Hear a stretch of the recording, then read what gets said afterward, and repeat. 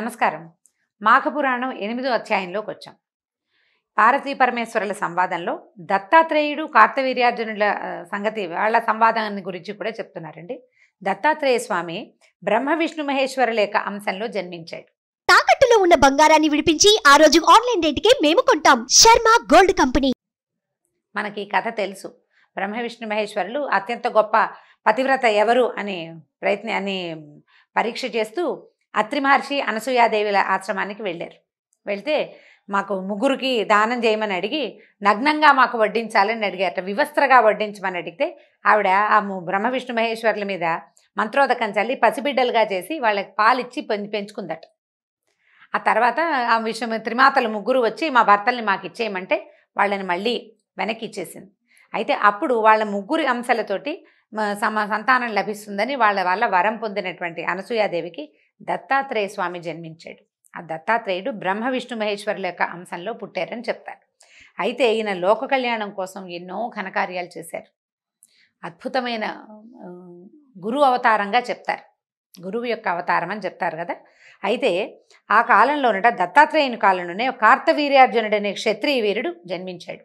ఈ క్షత్రియ వీరుడు ఎవరంటే కార్తవీర్యార్జునుడు సుదర్శన చక్రం అంటే విష్ణుమూర్తి యొక్క ఆయుధమైన సుదర్శన చక్రాయుధ స్వామి చక్రతాళ్వారని చెప్పుకుంటాం. ఆయన ఒక శాపవశాత్తు కార్తవీర్యార్జునుడుగా జన్మించాడు. ఈ కార్తవీర్యార్జునుడు పరశురాముని చేతిలో మరణించి మళ్ళీ విష్ణు సాయుధ్యాన్ని విష్ణువు తాలూకు సాన్నిధ్యాన్ని పొందాడని చెప్తారు. ఆ కార్తవీర్యార్జునుడు దత్తాత్రేయుని యొక్క భక్తుడట. బ్రహ్మ విష్ణు మహేశ్వరులని కొలవకుండా ఆయన దత్తాత్రేయ స్వరూపాన్ని కొలిచేవాడు. అయితే ఆయన మాహిష్మతి అనే నగరాన్ని రాజధానిగా చేసుకుని పరిపాలించేవాడు. అతనికి గురువే దత్తాత్రేయులని చెప్పుకున్నాం కదా. ఒకనాడు కార్తవీర్యార్జునుడు దత్తాత్రేయుని ఆశ్రమానికి వెళ్ళి నమస్కరించి, గురువర్య, మీ అనుగ్రహం వల్ల అనేక విషయాలు తెలుసుకున్నాను, కానీ మాఘమాసం యొక్క మహాత్మ్యాన్ని వినలేదు. కాబట్టి మాఘమాసం విశిష్టత గురించి మాఘమాస ఫలితాన్ని గురించి వివరించమని అడిగాడట. అడిగితే అప్పుడు దత్తాత్రేయ స్వామి కార్తవీర్యార్జునుని కోరికని మన్నించి ఈ విధంగా చెప్పాడు. భూపాల, భరతఖండంలో ఉన్న పుణ్యనదులకు సమమైన నదులు ప్రపంచంలో ఎక్కడా లేవు. భారతదేశంలో ఉన్న నదులే పుణ్య నదులు అని ఆయన చెప్పారనమాట. ఈ నదుల్లో ముఖ్యమైనవి 12. అయితే వీటికి పుష్కర ప్రవేశం కలుగుతుంది. బృహస్పతి ఒక్కొక్క సంవత్సరము ఒక్కొక్క రాశి యందు ఉన్నప్పుడు ఆయా నదులకు పుష్కరారంభం వస్తుంది. పుష్కరుడు ప్రవేశిస్తాడనమాట. కనుక అటువంటి నదుల యందు స్నానం చేసి దాన ధర్మాల్ని ఆచరించిన ఎడల దానివల్ల కలుగు ఫలము వర్ణించుటకు నాకు కూడా సాధ్యం కాదు. దత్తాత్రేయ స్వామికి త్రిముఖంగా 3 ముఖాలు ఉంటాయట. 3 ముఖాలున్న వాళ్ళకు కూడా సాధ్యం కాదని చెప్తున్నారు. అందులోనూ మాఘమాసం నందు నదిలో స్నానం చేస్తే గొప్ప ఫలితం కలగటమే కాకుండా జన్మరాహిత్యం కూడా కలుగుతుంది.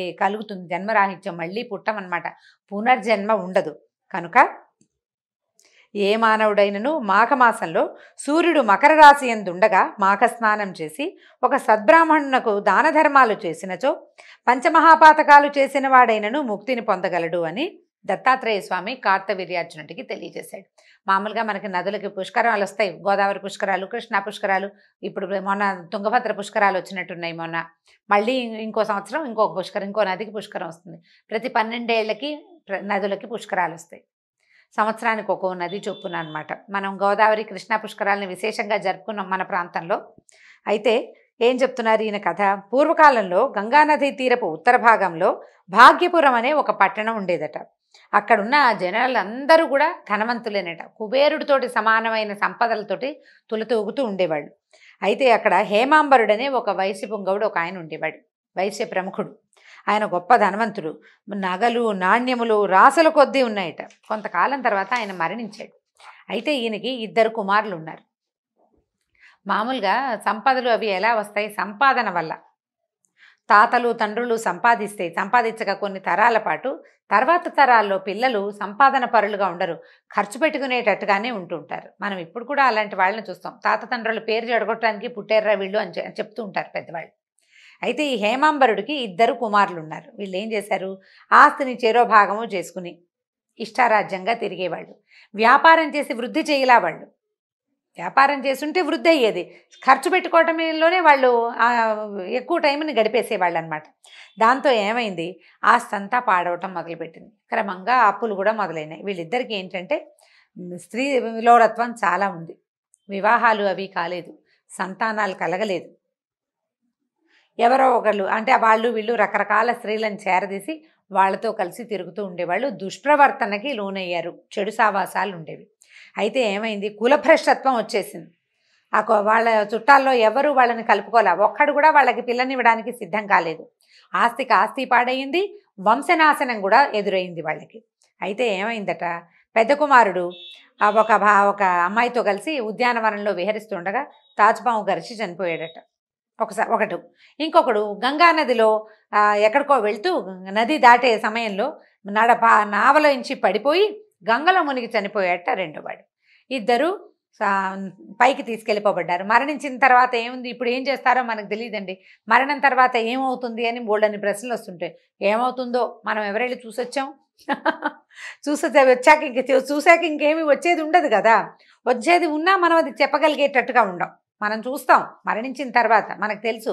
కానీ దాన్ని గుర్తుపెట్టుకునే ప్రజ్ఞ భగవంతుడు మనకి ఇవ్వాల, మళ్ళీ మనని మాయలోనే పడేస్తాడు. అయితే వీళ్ళకి ఎలా తెలుసండి అంటే, వ్యాస మహర్షులు రాశారు కదా ఈ భాగవతాలు పురాణాలు అన్నీ ఆయన రాసినవే కదా. వాళ్ళు ద్రష్టలు, అంటే చూడగలిగేవాళ్ళు, వాళ్ళకి తెలుసు. అందుకని ఇలా ఉంటుందని చెప్తున్నారు అంతే. ఎవరెళ్ళి చూసొచ్చారు లాంటి ప్రశ్నలు మాత్రం వేయబోకండి. పురాణంలో ఎలా ఉందో అలాగే చెప్పుకుంటాం మనం.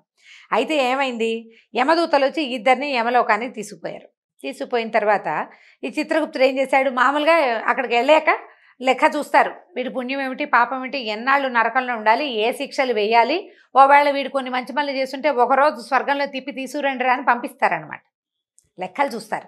అయితే ఈయన లెక్కలు చూసేసరికి అలా ఈయన ఏమన్నాడు, అరే ఈ పెద్దవాడిని తీసుకెళ్ళి నరకంలో బారేయండి, రెండో వాడిని మాత్రం స్వర్గాన్ని పంపించండి అన్నాడు.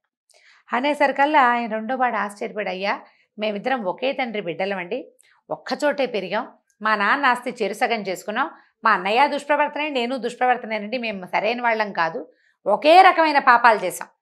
ఆ వాడికి పెళ్ళవలేదు, పిల్లలు లేరు, ఆస్తిపాడు చేశాడు, ఎవరికి ఏమీ సహాయాలు గిహాయాలు చేయలేదు, దుష్ప్రవర్తన ఉంది, దుస్సాంగత్యం ఉంది.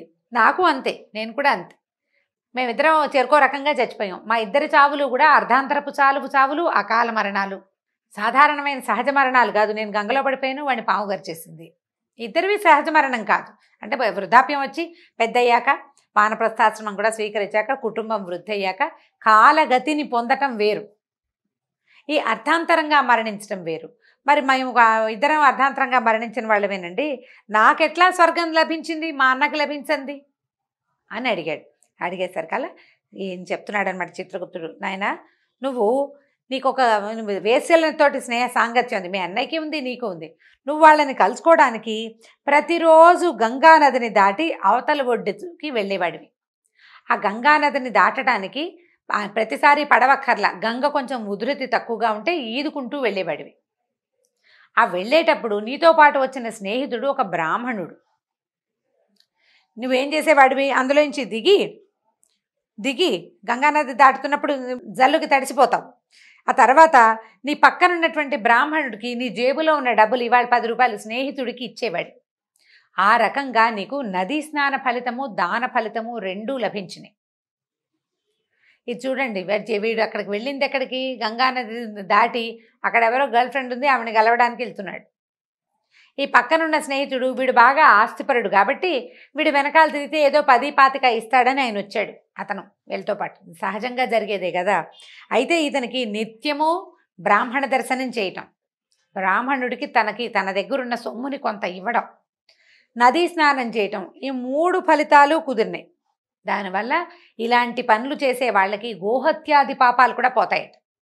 నువ్వు గోహత్య చేసిన ఆ పాపం పోతుంది. అయినా నువ్వు చేసిన తప్పులు, నువ్వు ఆస్తిపాడు చేయటం, వివాహం చేసుకోపోవటం, నీ అర్ధాంతర మరణం, నీ తాలూకు వేశ్యా సంగమం, అవన్నీ పాపాలు నశించిపోయినాయి.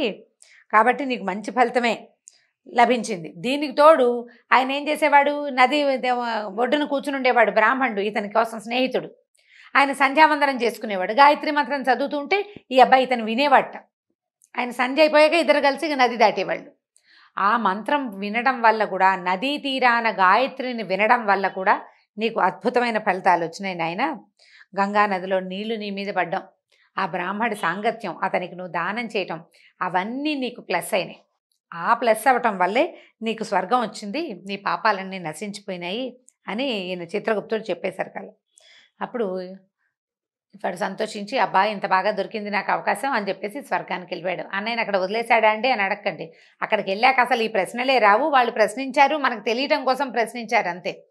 జీవులు, అన్నదమ్ములు, అక్క చెల్లెళ్ళు ఇవన్నీ భూలోకంలోనేనండి. మరణానంతరం ఎవరికి ఎవరితోటి ఏ సంబంధము లేదు. ఎవరి దారిని వాళ్ళు వెళ్ళిపోతారు. మా అన్నయ్య రాకపోతే నేను వెళ్ళను అని అలాంటివి ఏమి అనలేదు ఆయన, పాపం వెళ్ళిపోయాడు. అయితే ఈ మాటని ఈయన చెప్తున్నారనమాట. ఇప్పుడు తెలిసి తెలియక గంగానదిలో స్నానం చేయటం కాదు, గంగని దాటుతూ ఉండగా తడిసిపోవటం వల్ల కలిగిన స్నాన ఫలితమే ఇంత అమోఘంగా ఉంటే, కావాలని శ్రద్ధతోటి విష్ణు పూజ చేయవలన ఆసక్తితోటి గనక నువ్వు స్నానం చేసి పూజ చేస్తే నీకు ఎలాంటి ఫలితం లభిస్తుంది? తెలిసి తెలియక చేసిన స్నానం కూడా ఫలితాన్ని ఇచ్చింది. కాబట్టి నదీ స్నానం అత్యంత ఫలప్రదమైనది. గంగా నదీ స్నానం అమోఘమైన ఫలితాన్ని ఇస్తుంది. అది పర్వదినాల్లో గనక చేస్తే, దాని వెనకాల దానం కూడా ఉంటే విపరీతమైన అద్భుతమైన ఫలితాన్ని ఇస్తుంది. కాబట్టి నదీ స్నానం తప్పకుండా మాఘమాసంలో చేయాలి. మామూలు రోజుల్లో చేసిందే ఫలితాన్ని ఇస్తుంది. మాఘంలో చేసినది పూర్తిగా విష్ణు సాయుధ్యం లభించేందుకు ఉపయోగపడుతుంది. కాబట్టి నదీ స్నానం చేయండి. అయితే దీనికి మనం మామూలు సాధారణంగా కూడా చెప్పుకుంటామండి, నదులు ప్రవహిస్తాయి, ప్రవహణశీలంగా ఉంటాయి. ప్రవహించడమే కదా వాటి లక్షణం. ఇప్పుడు పైనుంచి ఎక్కడో పుట్టిన గంగానది ఎక్కడ హిమాలయాల్లో విడవబడింది, అక్కడి నుంచి వస్తూ తనతోటి ఎన్ని ఔషధుల యొక్క ప్రభావాన్నో తీసుకొస్తుంది. తర్వాత నీటి ప్రవాహ వేగం వల్ల దాంట్లో చాలా రకాల కరెంట్స్ ఉంటాయి, ఎన్నో రకాల విద్యుత్తులు. అవన్నీ మానవ శరీరానికి ఆరోగ్యదాయినిగా ఉంటాయి. బుద్ధికి సజావైనది వస్తుందా రాదా అనేది పక్కకు పెడితే శరీరానికి ఉపయోగపడతాయి. ఆరోగ్యం బాగుంటే స్వస్థమైన శరీరంలో స్వస్థమైన ఆలోచనలు వస్తాయండి.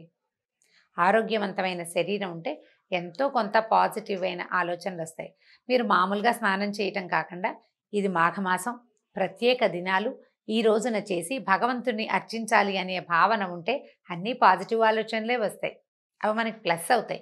ఈ భావనతోటే ఈ నదీ స్నానాలు అవి చేయమంటారు. దీంతో 8వ అధ్యాయం పూర్తయిందండి. రేపు మళ్ళీ కలుసుకుందాం. నమస్కారం.